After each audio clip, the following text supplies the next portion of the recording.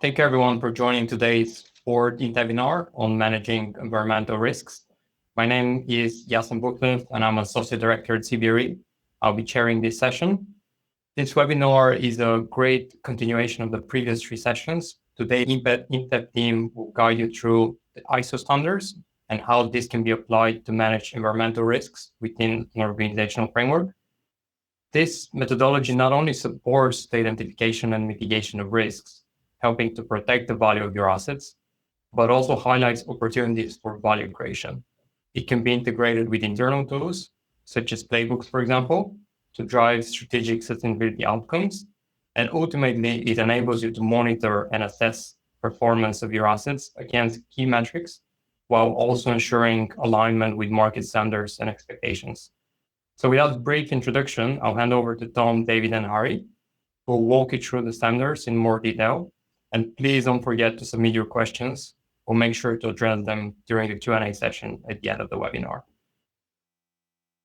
Over to you, Tom. So just before we kick off onto our Intebinar 4 session, I was just going to do a very quick recap of what we covered in Intebinar 3 that was held earlier this year in March.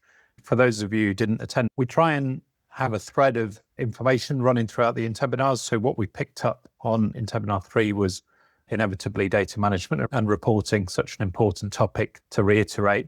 We then moved through that into net zero transition. And rather than, I suppose, believe the negative press that may be around at the moment around net zero, very much focusing on the benefits of lower costs, increased efficiency, and maintaining asset value.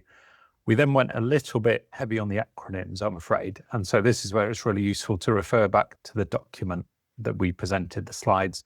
We talked through CREM, we talked through TCFD, and that's where we touched on risk assessments, which we'll focus on in more detail here.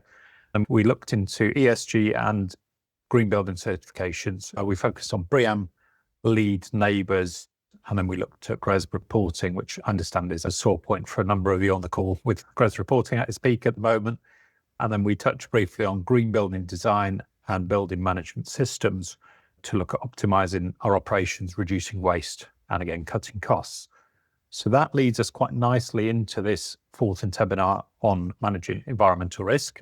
And so without further ado, I will hand over to my colleague, David Inman.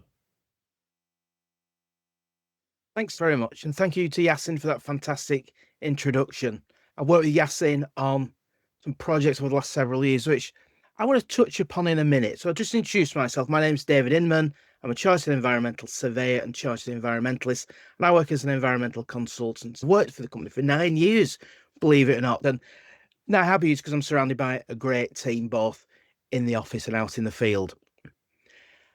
Personally, I like to look forward and not back. And I think back to about 20 years ago, and environmental management, sustainability management in real estate was rather a fringe subject. Looking back to current work that I work with Yasin on, it's at the leading edge of real estate investment decisions, and it's driving markets. But with this is an understanding of risk. I'm going to set the scene for Harry's the main event today. I'm going to set the scene and talk about risk and understanding risk and your tolerability to swallow risk. Personally, I am a really risk-averse person. I don't like heights. I don't like driving fast. I drive around driving Miss Daisy in a grey Toyota. I do not like risk at all. But every year I invest a significant amount of money, criticise me you may, in buying a Blackburn Rovers season ticket for my son and myself. Now the risk of this is unknown. Last season we nearly got in the playoffs. The season before we nearly got relegated. Next season I haven't a clue. I'm not a gambling person. I don't like that risk in my life. So why do I spend a significant amount of money in something that's risky? I can't predict it. Because buying my season ticket helps deal with uncertainty. I know every match at Ewood Park, we get 3 seats. Me, my son, and my father. So paying the money is worth it for my uncertainty. I'm certain to get a seat. Doesn't really get sold out these days, but the risk is outweighed by the management of uncertainty. Businesses and organisations want certainty, and they don't like risks.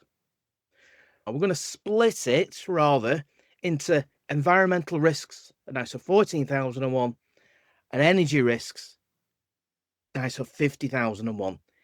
Whilst energy is a significant environmental aspect and impact, the way you manage the risk, I think, is more akin to ISO 9001, being a lead auditor also for ISO 9001. So what we do with clients here at Inteb is we help clients make informed decisions on risks. A big part of this is looking at the cause and effect and putting operational controls and systems, whether it's doing physical site audits, working with client incident management systems. We help reassure clients with risk and uncertainty with environmental and energy management. It helps clients make informed decisions, both tactical and strategic, short-term and long-term, from long-term estates planning to where we put in the bins in this new office. Risk, though, has a value. As a chartered surveyor, our professional motto is est modus in rebus, which means there is measure in all things, and that is particularly so in environmental and energy management. I like to think of value is risk plus opportunity. When people think of risk, they think about negative impacts, bad things that are going to happen. But there's a positive opportunity at stake here. Whether it's an investment opportunity, making your real estate an investment that people want to spend the money on, or reduce the risk of prosecution or incident. It is the balance of risk and opportunity that ultimately ensures an organisation's success or demise.